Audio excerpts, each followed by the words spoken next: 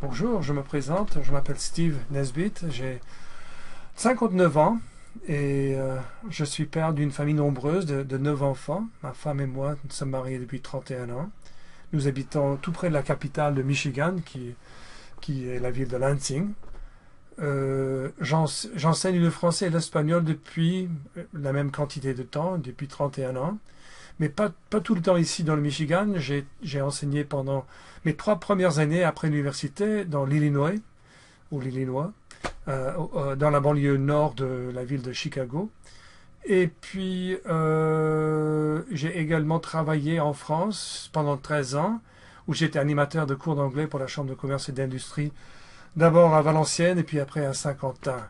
Euh, en France, ma femme et moi et nos enfants, nous avons habité la ville de Lille pendant 9 ans, la banlieue sud de Lille, pendant 9 ans. Et puis, les dernières 4 années en France, nous avons habité en Picardie, dans le département de la Somme.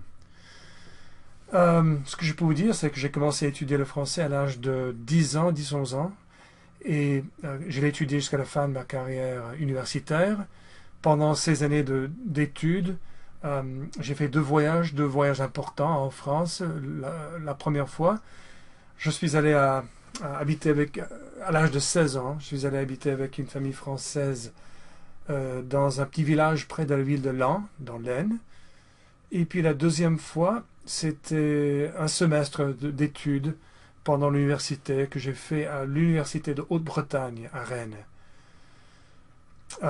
Après l'université, je me suis mis à enseigner, mais ce n'était pas le français que j'ai enseigné l'espagnol à Chicago, parce que c'était là où il y avait la demande principale, c'était la langue la plus enseignée, bien entendu. Après 3 ans de travail là-bas à Chicago, j'ai été profondément déçu par mes résultats avec les jeunes. J'ai vu que mes jeunes, ils étaient en train de penser en anglais, mais ils essayaient de s'exprimer avec des mots de l'espagnol.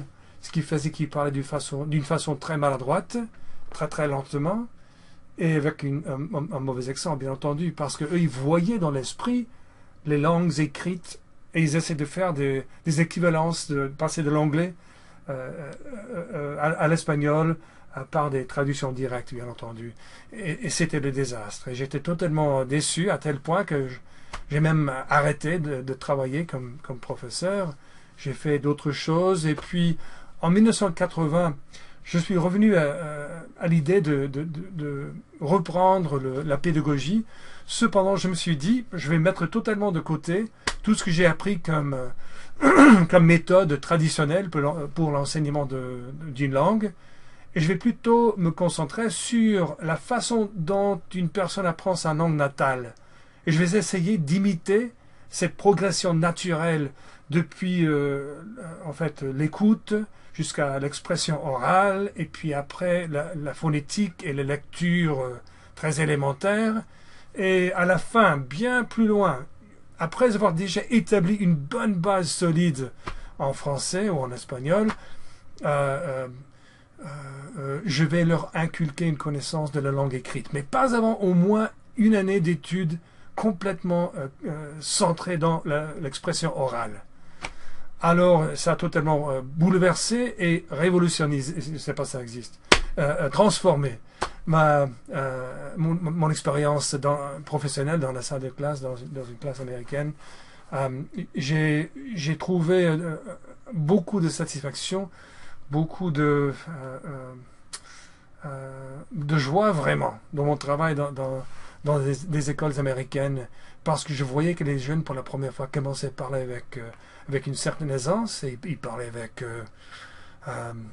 on voyait qu'ils pensaient en français. Ils ne passaient pas par l'étape de l'anglais, et donc n'étaient pas obligés de faire des traductions maladroites et incorrectes en plus.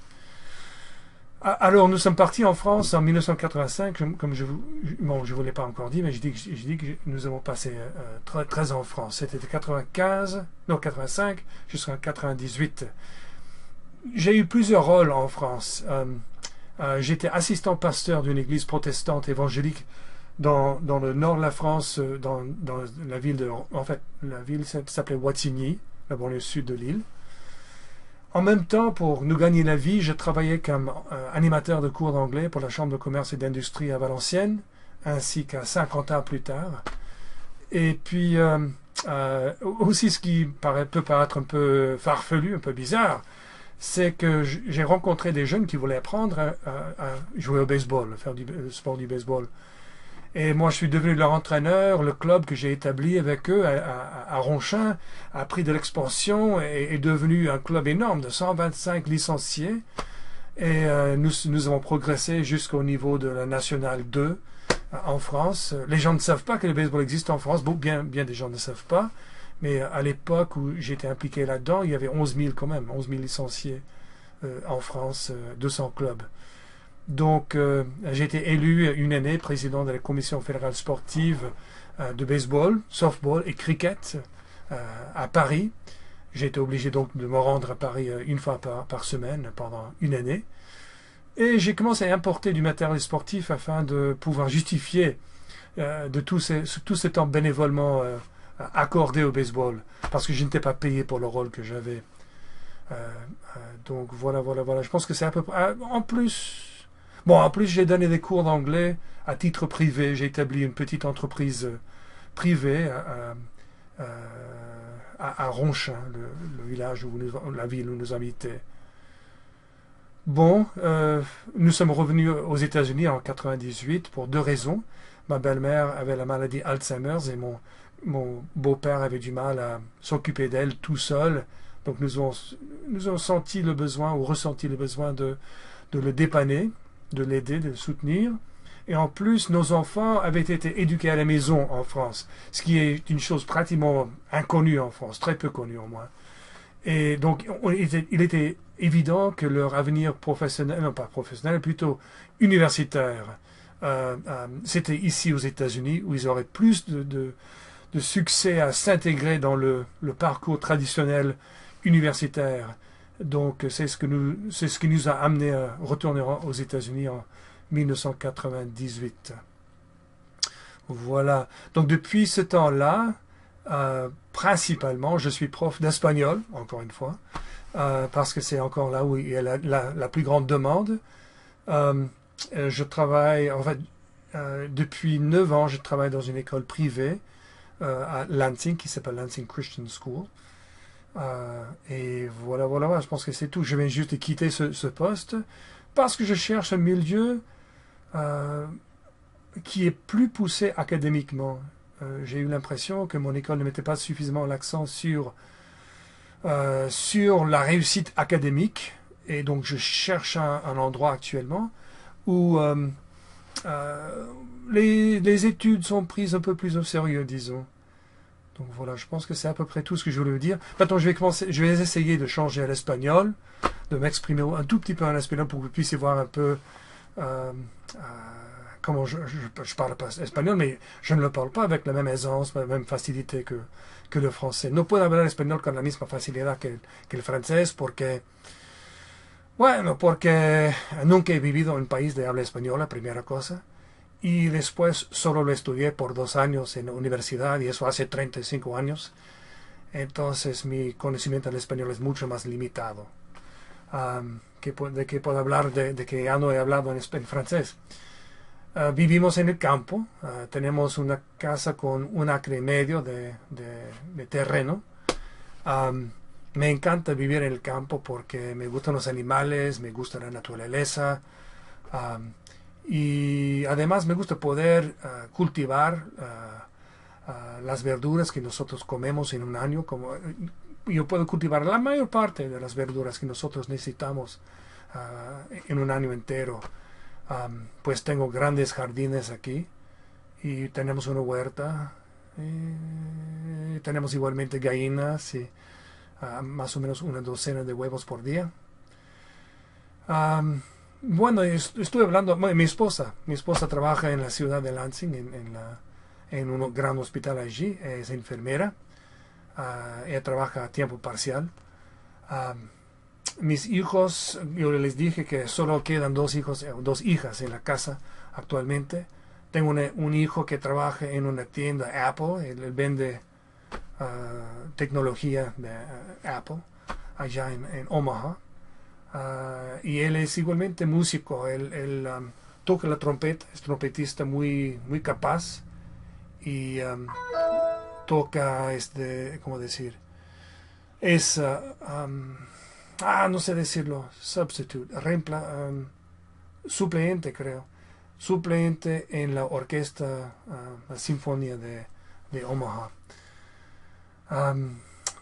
Tengo un hijo que es periodista deportivo en la ciudad de Pittsburgh.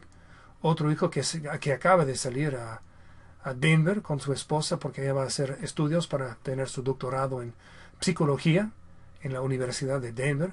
Y él es músico igualmente y va a buscar trabajo allá, pero acaban de llegar y no sé todavía lo que va a hacer.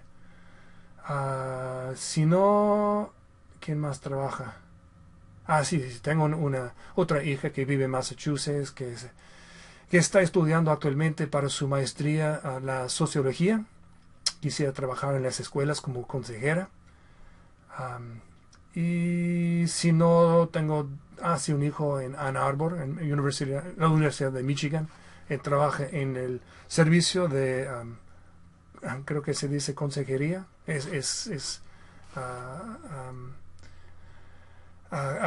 No, zut. Il est conseiller. Es consejero, así es. Es consejero para los estudiantes, para ayudarlos a buscar trabajo y para dirigirse en el buen camino para sus estudios. Si no, tengo dos hijas en la universidad. Una estudia el francés y el español, como yo, y la otra se prepara para ser maestra en la escuela primaria. Y después nos quedan dos hijos en la casa. Bueno, como ustedes lo pueden ver, el español para mí batallo para expresarme en español, pero el francés, en francés, ça coule de source. Hein? I hope that's helpful to give you a little idea of the knowledge I have or the abilities or lack of abilities I have in French and Spanish. Thank you for your patience in watching this. Hope to meet you sometime. Bye-bye.